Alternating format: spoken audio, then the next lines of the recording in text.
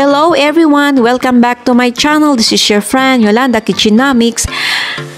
Ito ay mga pagkain na madalas nating ihanda tuwing may mga salo-salo. Hindi nawawala ang lechon manok. Yes, ang chop suey.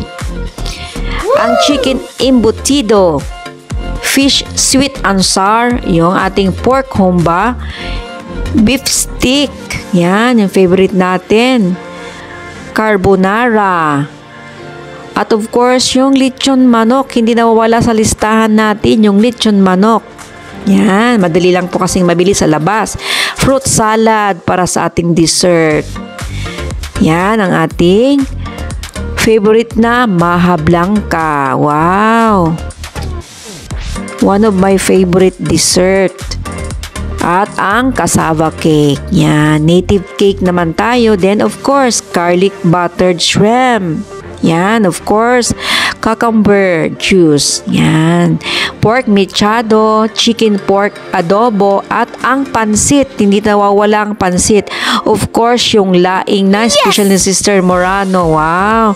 Gustong-gusto ko ito. Napaka-special na laing. Then, yan, may biko, rice cake with latik, pork giniling. Yan, masarap din yan.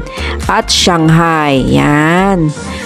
Yan ito, simpleng-simpleng pagkaluto ng shrimp at biko, hindi nawawala ang biko at ang mga sorted na kakanin sa bilao. Yan, di ba? Ang gaway o gabi.